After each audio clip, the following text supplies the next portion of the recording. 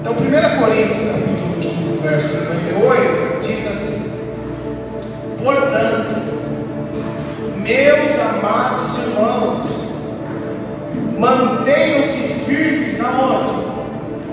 Vamos falar, nós vamos entender. E que nada nos abale. Sejam sempre dedicados à obra do Senhor, pois vocês sabem que no Senhor o trabalho de vocês não será inútil. Vamos ler novamente? Todo mundo junto. Vamos fazer igual os presbiterianos, né? Quem é que faz presbiteriano, né? Vamos lá, todo mundo junto. Portanto, meus amados irmãos, mantenham-se firmes e que nada os abale. Sejam sempre dedicados à obra do Senhor, pois vocês sabem que no Senhor o trabalho de vocês não será inútil. Pai, obrigado por essa manhã, obrigado pelo momento de louvor, obrigado pela presença dos meus irmãos que aqui estão. Eu agradeço ao Senhor Deus pelo esforço, pela prioridade que eles têm dado ao Senhor nessa manhã de estarem aqui. Nos ajude por meio do teu Espírito, agora na palavra, na mensagem, no Evangelho sendo exposto agora, por meio das Escrituras abertas, nessas palavras que nós depositamos a nossa fé, cremos que tua palavra é poderosa para transformar mentes e corações, para transformar o nosso entendimento, para mudar o nosso estilo de vida, para vivermos uma vida que glorifique o Pai. Nós te agradecemos. Abra a mente dos meus irmãos e o coração deles. Nos ajude, Senhor, a te agradecer pela obra que o Senhor começou na nossa vida. E vai também. Amém? Glória a Deus. Irmãos, 1 Coríntios capítulo 15. É complicado a gente entender um verso só. Mas vamos entender qual que é o contexto de 1 Coríntios, capítulo 15. Por quê? Porque aqui nós vamos ver o propósito que Paulo escreve essa carta aos Coríntios, né? Da igreja de Corinto. E o propósito de Paulo escrever essa carta, principalmente dando a ênfase no capítulo 5, era para combater um falso ensino que estava sendo pregado na igreja de Corinto. E qual era o ensino? O ensino que estava sendo pregado a esses irmãos era que não havia ressurreição. Ou seja, a ressurreição era algo inviável de acontecer. Era algo que era impossível de acontecer. Era esse ensino que estava sendo transmitido, né, que circulava dentro da igreja de Corinto. E era falar que a ressurreição dos mortos, a qual Paulo pregou aos Coríntios, não existia, não era possível. A mensagem que o apóstolo Paulo pregou aos Coríntios era uma realidade de que os mortos poderiam reviver ou ressuscitar. Esses homens que talvez sejam alguns judeus ortodoxos, ou talvez até a cultura de Coríntios, porque a cultura dos Coríntios era uma cultura grega. Presta atenção. Os gregos tinham em si, eles acreditavam que o corpo é uma prisão. O grego, a cultura grega, o ensino grego acreditava que esse corpo aqui era uma sentença para eles, e que esse corpo aqui, quando uma vez era desfeito, ou seja, a morte chegava para eles, era uma forma de ser livre. Então essa era a cultura grega. Essa é a cultura que Paulo aqui prega o Evangelho. Então existe aqui duas realidades. Talvez de judeus extremistas, ortodoxos, que não criam na ressurreição. Mas também existia essa cultura, essa realidade grega, de não acreditar na ressurreição dos mortos. E Paulo, ele prega isso em Atenas, está lá em Atos capítulo 17, verso 32, Paulo prega na cidade grega, em Atenas. E quando ele prega, quando a sua mensagem, ele fala que Cristo morreu e ressuscitou. Atos capítulo 17, verso 32, vai nos dizer que alguns gregos zombaram do apóstolo Paulo. Por quê? Porque eles não acreditavam na ressurreição. Porque eles não acreditavam que esse corpo poderia voltar a viver. E alguns gregos que ali ouviam o apóstolo Paulo pregando sobre a ressurreição de Cristo, falaram para ele: ó, nós não queremos ouvir sobre isso não, porque nós não cremos nisso. E por quê? Repito, porque a maioria dos filósofos gregos considerava o corpo humano como uma prisão, e a morte era algo bom para ele. Sair desse corpo físico era algo maravilhoso, era ser livre. Só que esse ensino, irmãos, estava impactando a salvação, e não só a salvação dos coríntios, como também o estilo de vida. Irmão, eu sempre falo, né? A mensagem muitas vezes ela muda não só a nossa fé nos fundamentos da palavra de Deus, mas ela muda o nosso estilo de vida. O que a gente escuta, ela muda como a gente vive. Não é só sobre uma questão de teologia, sobre arminiano, sobre calvinista. A gente escuta essas coisas e a gente não sabe o quanto isso é impactante na nossa vida. Porque para o calvinista, estou sendo aqui bem objetivo, claro que não é dessa forma, para o calvinista, se você for escolhido, Deus escolheu e acabou. Você pode desviar que você vai voltar, claro, estou sendo aqui bem simples na ideia, na teologia calvinista, não é sobre isso. Mas para ele dizer, se o homem foi escolhido, acabou, ele é escolhido, ele pode desviar, mas Deus vai trazer que Deus começou uma obra na vida dele. E que se nós escutamos dessa forma a mensagem calvinista, na sua extremidade, a gente muda o nosso estilo de vida. Por quê? Então quer dizer que eu posso viver a minha vida. Quer dizer que eu sou escolhido por Deus. A gente não sabe quem não é escolhido. Deus é soberano. Mas entende, irmão, tem muitas coisas que a gente escuta na internet que pode impactar o nosso estilo de vida. Pode impactar como nós estamos vivendo e vamos viver. Você precisa aprender com a Bíblia. O que a Bíblia diz? Jesus diz que as nossas boas obras glorificam o Pai. Então, a nossa maneira de viver, o nosso estilo de vida tem um propósito: glorificar a Deus. Amém, irmão? Então, quando você vive o Evangelho, você glorifica a Deus. Quando você vive, quando você prega, quando você evangeliza, quando você anuncia o reino de Deus, você está glorificando a Deus. Amém, querido? Então, cuidado com o que você está ouvindo. E Paulo ficou inconformado com isso. Paulo ficou inconformado com essa mensagem que chegou àqueles irmãos. Paulo não acreditava nisso. E aí no verso 1, do capítulo 15, ele lembra os coríntios do evangelho que ele pregou para eles. E Paulo diz que por meio desse evangelho eles eram salvos. Paulo continua: vocês são salvos desde que? Desde que eles se apegassem firmemente à palavra que ele pregou aos coríntios. Paulo está dizendo: olha, vocês precisam crer no que eu preguei a vocês. Vocês precisam pegar essa mensagem que eu preguei a vocês, de que Cristo morreu, ele foi sepultado, mas ele ressuscitou, ele reina para os séculos dos séculos. Vocês precisam se apegar nessas coisas. Vocês não podem dar ouvido a outras coisas que não sejam o evangelho. E qual foi a palavra que Paulo pregou? Cristo morreu, e morreu pelos nossos pecados. Ele foi sepultado, ele ressuscitou no terceiro dia. Paulo está dizendo: olha, vocês precisam crer nisso. E Paulo continua no capítulo 15, se você ler desde o começo, você vai ver que Paulo, para testificar sua mensagem, para dar mais certeza nessa mensagem que ele pregou, de que Cristo morreu, foi sepultado e ressuscitou no terceiro dia, Paulo dá testemunho de pessoas.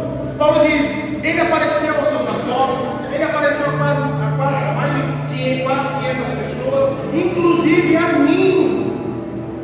Paulo falando da experiência que ele teve com Jesus em Damasco, quando Jesus nos chamou, nos escolheu. Então Paulo está falando: olha, essa mensagem é verdadeira, essa mensagem é real. O que eu preguei a vocês é o Evangelho de Deus. O que vocês estão ouvindo não é o Evangelho. Isso está impactando a salvação de vocês, a maneira como vocês estão vivendo. Não dê ouvido a essas coisas. E se eles continuassem crendo nisso, mesmo diante do testemunho de muitas pessoas, inclusive do apóstolo Paulo, Paulo vai falar: a fé de vocês no Evangelho é vã.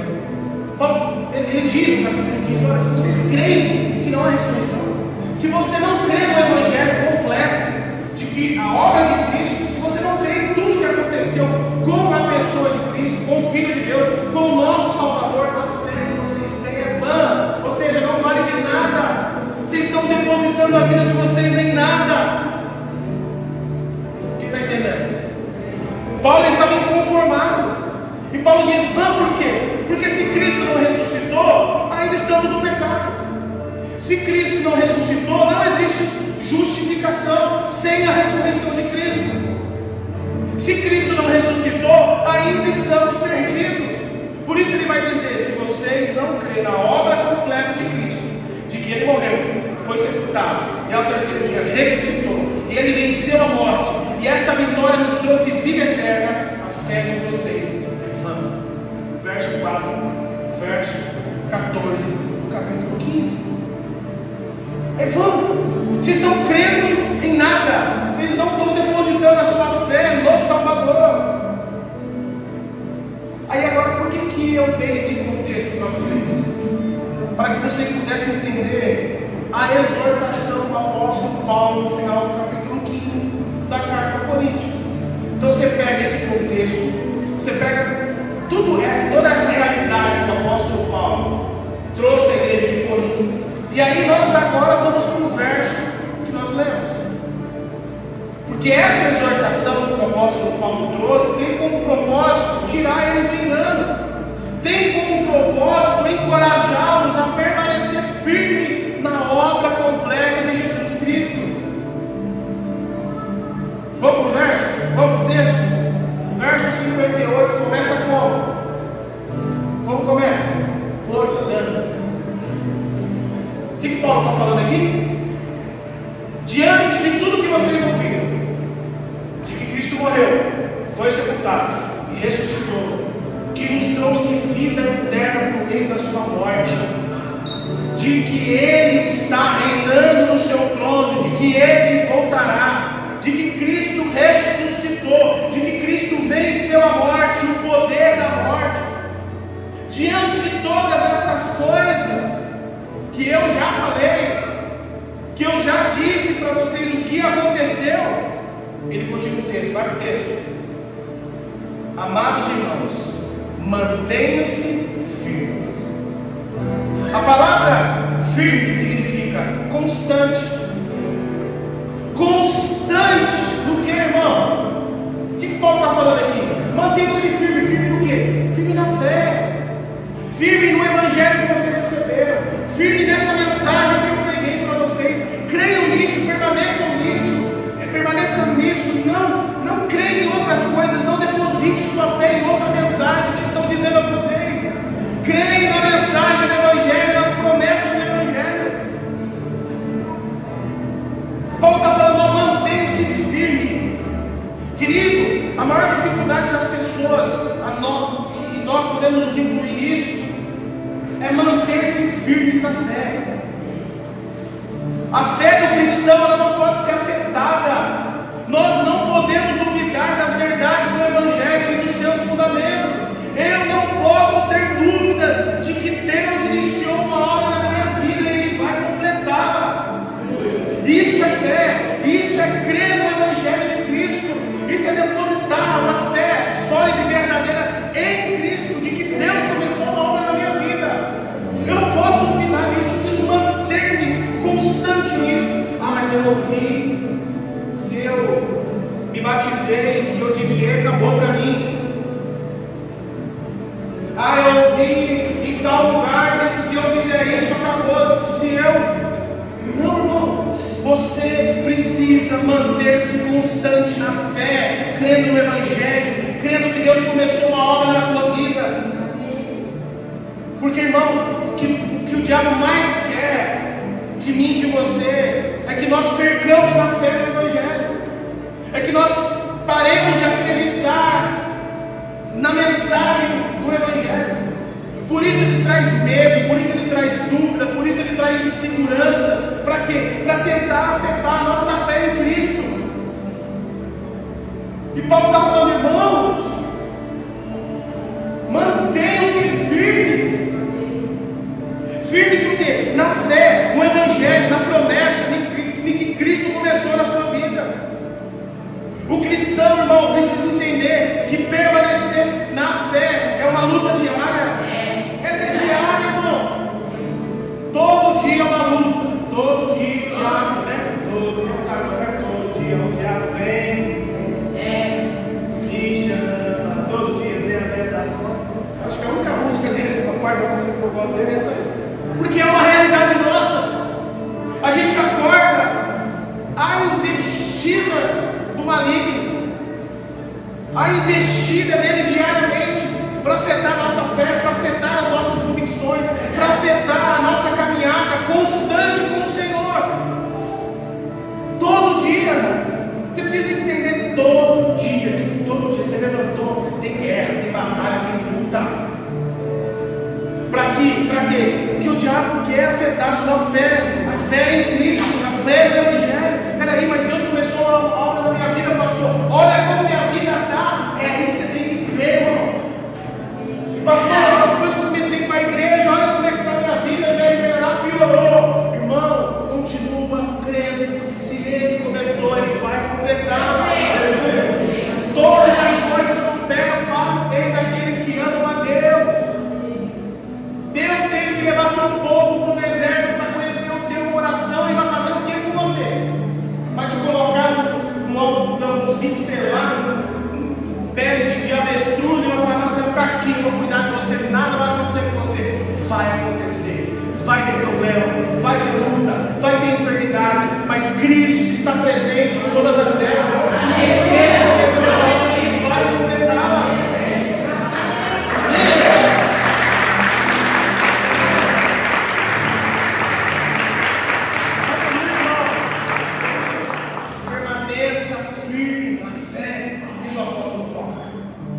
Diante de tudo que vocês sabem, diante de tudo que Cristo é e o que Ele fez por nós, permaneçam firmes na fé.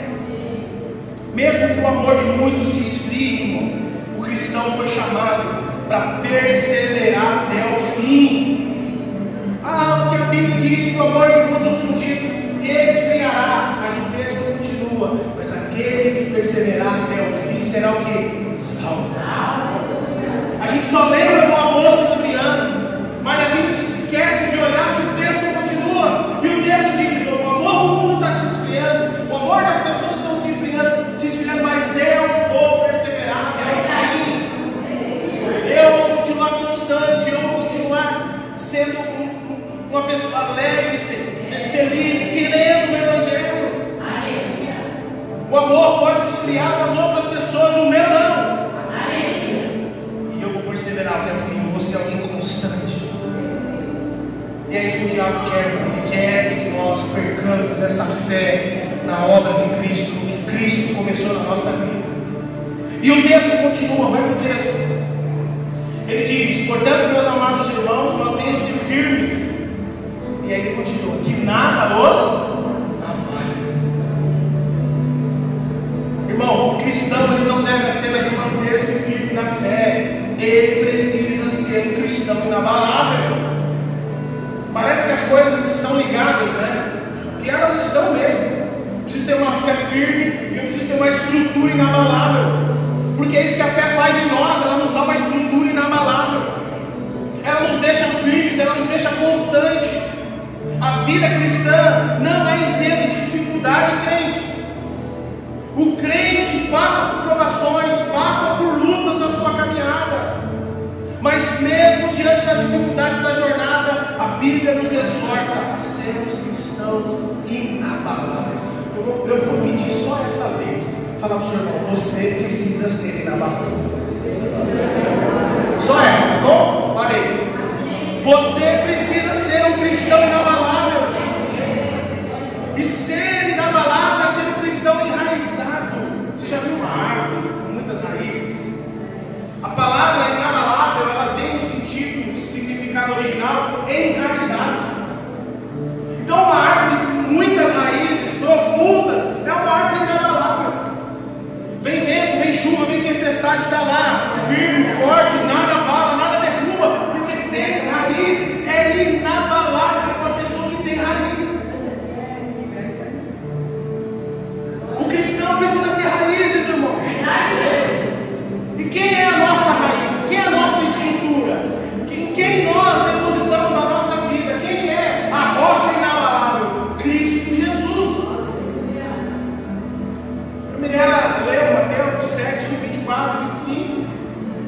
aquele que escuta as palavras que Jesus ensinou no Sermão do Monte e coloca em prática como alguém prudente, que constrói a sua casa não sobre a areia, mas sobre a rocha, que é Cristo. Pode vir vendo tempestade, dificuldade, provações, ele é uma casa inabalável, porque está construída no lugar certo. E é isso que Paulo está falando. Nós precisamos ser cristãos inabaláveis. Mas para ser um cristão inabalável, eu preciso ter raiz. E raiz aonde? No pastor? No apóstolo? No profeta? Não, em Cristo Jesus. É na placa da igreja?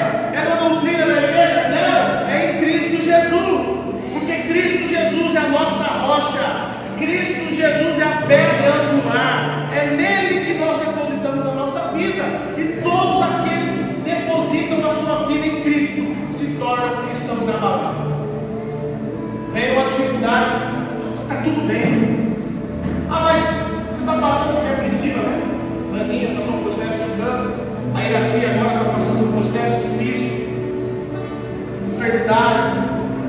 Você olha para essas pessoas, você não vê tristeza, você não vê descontentamento, você não vê murmuração, você vê gente inabalável, gente que mesmo diante das dores congregam, oram, buscam a Deus. Entende, irmão? Cristão inabalável é alguém que, independentemente da circunstância, ele está firme. Nada mexe com ele, mas cadê seu Deus? Olha o câncer está te matando. Eu não vou deixar de crer. Eu sempre falo isso. Jó, nu eu vim, nu eu voltarei. Bendito seja o nome do Senhor. Amor, cristão inabalável, ele não está nem aí para as adversidades. Ele sabe que Deus tem uma obra na vida dele. Ele sabe que esse mundo é passageiro. Ele sabe que a vida é passageira. E de que ele é apenas um forasteiro, peregrino nessa terra. E de que a eternidade é o lugar dele. Então ele não está preocupado com os problemas dessa vida. Não, eu vou continuar firme, crendo no meu Salvador. Está um louvor assim, não tem? Não sei, está um louvor assim, crendo. Te louvarei, né?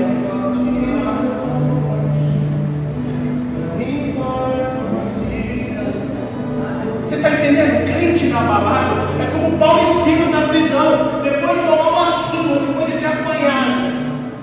Eles cantam, eles não murmuram, eles não reclamam, eles cantam, eles louvam a Deus. Entendeu, irmão? Cristão inabalável é assim. Tem que ser assim, irmão. Se você tem um crente do seu lado, na tua família, teu marido, tua esposa, sua mãe, seu pai, seu irmão, que é um cristão fraco, um cristão que qualquer coisa quer desistir de tudo, quer parar de congregar, quer parar de servir a Deus, ei, diga para ele, você precisa ter raiz. Volta para Cristo, se converte de novo, deposita tua fé no pastor. Eu era de uma igreja, eu fui frustrado, e ele foi frustrado porque quis, foi frustrado porque depositou a tua vida em gente errada. Irmão, não deposita a tua vida em mim. Eu sou pecador como vocês. Claro que toda a autoridade que Deus constitui, ele precisa, como distinto, ele precisa ser exemplo, ele precisa dar exemplo, ele precisa ser o primeiro, ele precisa, sabe, ser um modelo para a igreja. Mas isso não quer dizer que ele é perfeito. Amém? Deposita a tua fé em Cristo. Não olhe apenas as pessoas, deposite sua fé em Cristo. Eu não estou dizendo que nós não devemos ser imitadores de Cristo. Nós devemos sim. As pessoas têm que olhar para nós e ver Cristo em nós.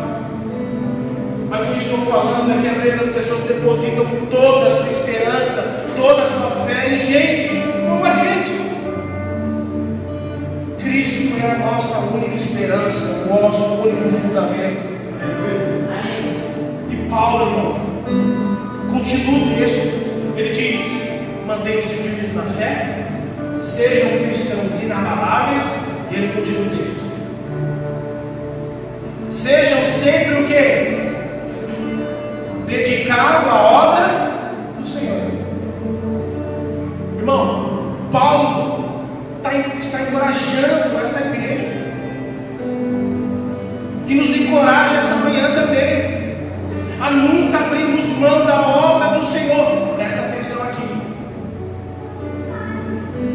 Paulo está lembrando os irmãos a serem dedicados à obra de quem? Do pastor da igreja local?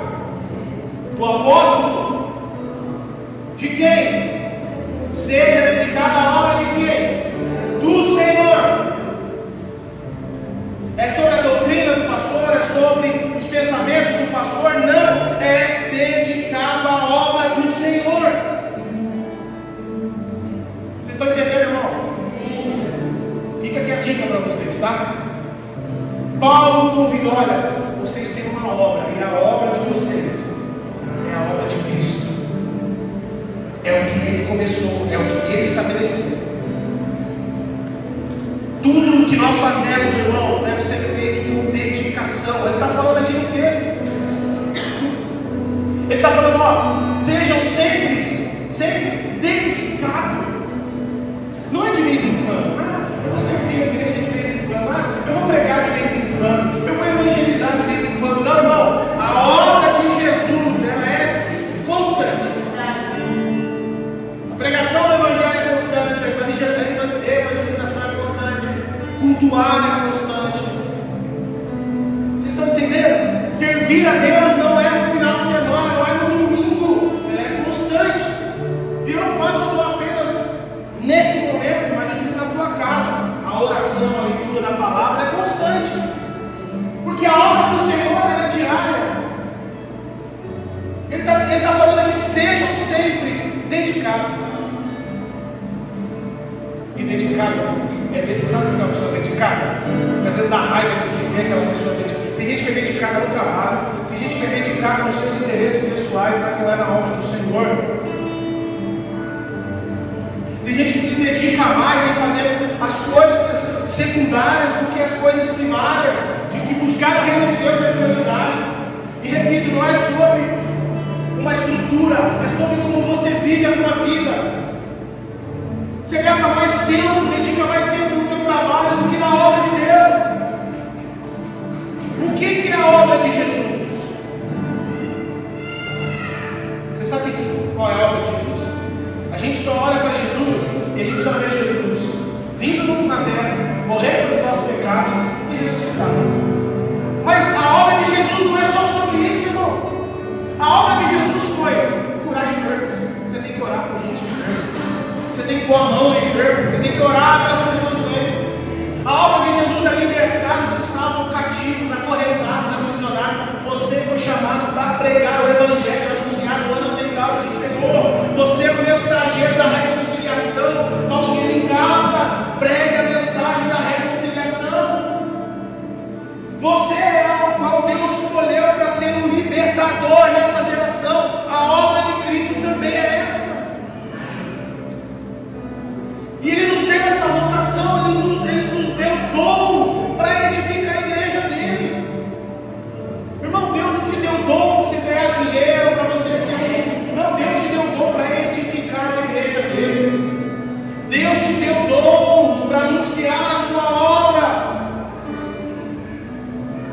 Mas parece que as pessoas não querem fazer a obra de Deus, elas querem fazer a sua própria obra. As pessoas querem tentar encaixar Jesus nas suas doutrinas, nas suas regras, nos seus pensamentos.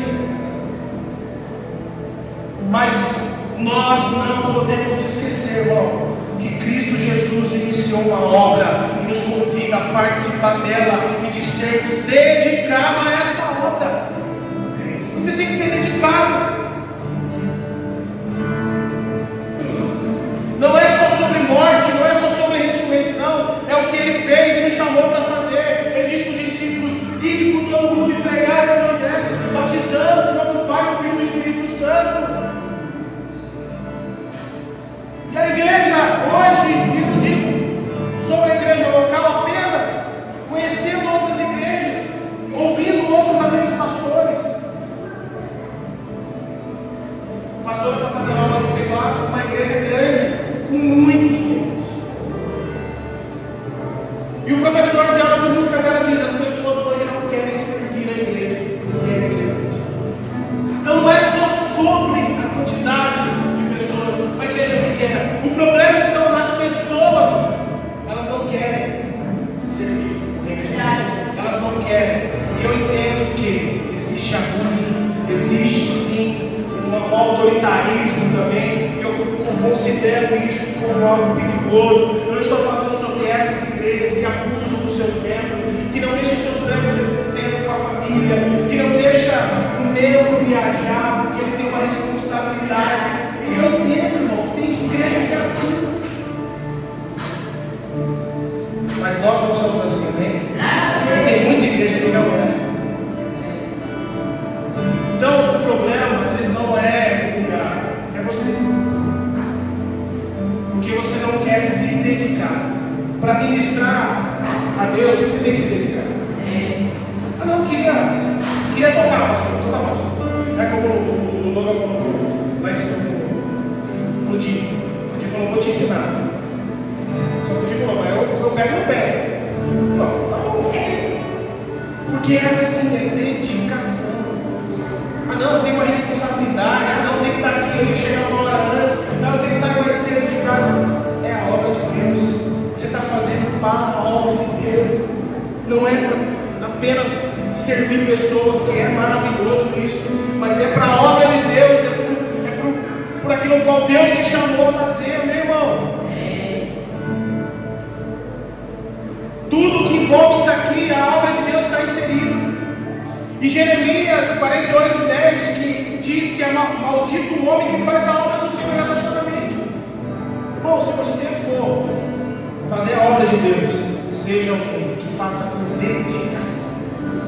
Se for fazer por fazer, eu não vou dizer não faça, porque a sua carne vai se inclinar para não fazer. Mas se dedique, se empenhe, se esforce, seja melhor a cada vez mais. Ah não, eu estou fazendo a obra de Deus relaxadamente. Sabe o que a gente faz? A gente deixa. Ó Jesus, ó, eu tenho muito trabalho, eu tenho muita coisa para fazer, então é melhor eu não fazer, porque a Bíblia diz que maldito é quem faz a obra relaxadamente. A gente é assim. Só que Ele te chamou para a obra, e Ele vai cobrar de você os talentos que foi confiado a você. Não pense que você vai passar desapercebido na eternidade. Não pense que você não vai prestar conta do que Ele te deu, que você vai. Um foi confiado, e o que foi confiado vai prestar conta sim. Ele nos chamou para a sua obra, e a obra não é sobre, repito, o que fazemos aqui também, mas é lá. Prega o Evangelho, fala do amor de Jesus, fala que Jesus cura, que Jesus liberta, que Jesus transforma. Eu estou anunciando, eu estou fazendo discípulo, eu estou pregando o Evangelho a essas pessoas. Irmão, vocês precisam olhar, agora falando da gente, para a nossa comunidade querida, que tem ouvidos ouça. Vocês precisam chorar por gente, chorar por pessoas, clamar dizendo: Senhor, eu não aceito que a comunidade ao qual eu congrego, as pessoas entram e saem sem ser transformadas. Senhor, eu não aceito que esses amigos ao qual vivem no meu cotidiano deixe de ouvir o Evangelho. Senhor, eu não aceito que a igreja ao qual eu congrego não seja uma igreja que batiza pessoas. Senhor, eu preciso, Senhor, ser alguém influente, ser alguém que tem influência na vida das pessoas. Eu preciso, Senhor, ser alguém dedicado na sua obra. Irmão, não é normal. A árvore que dá bons frutos é podada, e uma igreja que não dá fruto é cortada. Porque não dá fruto. Que Deus, irmãos, nos levante para ser pessoas sempre dedicadas à sua obra, à obra do Senhor. E por que isso? Ele continua: pois vocês sabem que no Senhor o trabalho de vocês não será o que? Irmão, isso é maravilhoso. Essa dedicação, diz Paulo, essa dedicação de vocês na obra do Senhor não será inútil. Você vai falar para o Senhor: irmão, o que você faz para Deus não é inútil. O que você faz para Deus, se você prega, o que você faz na obra de Deus não será inútil. O trabalho de vocês, o nosso trabalho não será inútil. Todo aquele que trabalha trabalha para o Senhor, repito, para o Senhor, será recompensado. Por isso, irmão, todas as coisas que nós abrimos mão para dedicar a obra do Senhor, não vai passar desapercebido aos olhos do Senhor. Por mais que as nossas obras sejam um trapo de imundícia, diz Isaías, Deus se agrada da nossa dedicação na obra do seu Filho amado Jesus. O vosso trabalho não é vão, diz Paulo. Paulo nos lembra, irmão, de uma verdade. Ele nos encoraja. O trabalho que fazemos no Senhor não é vão. Mesmo que às vezes não vejamos os frutos imediatos dos nossos esforços, Deus vê e nos recompensará. Ah, ninguém olha para mim, ninguém está vendo o que eu faço. Deus está vendo e Deus vai te recompensar por isso. Não é vão o que você faz. Não é vão quando você dá outra face para o outro. Não é vão quando você perdoa quem feriu você. Não é vão porque Deus te recompensará por isso. Não é vão você às vezes abrir mão de ganhar mais para estar no lugar onde pode servir o Senhor. Não é vão e Deus recompensará você por isso. Paulo nos lembra, irmão, de uma verdade, e nós precisamos pegar essa verdade. O trabalho que fazemos no Senhor não é vão. Vai ter dedicação, vai ter tempo, vai ter sacrifício. Está o Kleber aí, agora está sentindo a pele que eu sentia por 10 anos, está lá em São Roque, atravessa São Roque para vir na sexta-feira, para vir no domingo. É um preço, irmão. Está o Muniz e a Ju que vem de Barueri, está a Geralda que pega 2 funções junto com a Iraci, outros irmãos, o Rafa também, o pessoal que mora lá longe daqui, mas estão aqui, estão dedicados, estão sempre dedicados à obra do Senhor. Vem, limpa a igreja, o outro serve a igreja, o outro toma. Bom, isso é maravilhoso, é dedicado na obra do Senhor e haverá recompensa. Deus não vai deixar de nos recompensar em tudo que a gente faz para Ele. Aleluia! Que a nossa fé não seja uma fé passiva, mas algo que deve ser vivido com firmeza, com dedicação e perseverança. Fomos chamados a sermos firmes, inabaláveis, sempre dedicados no serviço do Senhor, sabendo que Ele vê e valoriza o nosso esforço. Seja qual for a sua situação hoje, irmão, Deus te chama a permanecer firme, a trabalhar arduamente para o seu reino e confiar em que todo o seu esforço tem um propósito maior. Portanto, continue firme, continue servindo, pois o trabalho de vocês não será em vão. Quando vocês pregam o seu trabalho, não será em vão. Quando vocês pregam o seu ambiente familiar, não será em vão. Quando você ama o seu inimigo, quando você ora por aqueles que os perseguem, quando você perdoa, quando você serve quem feriu você, não será em vão. Não é inútil o que você faz para Deus. Amém? Vamos orar?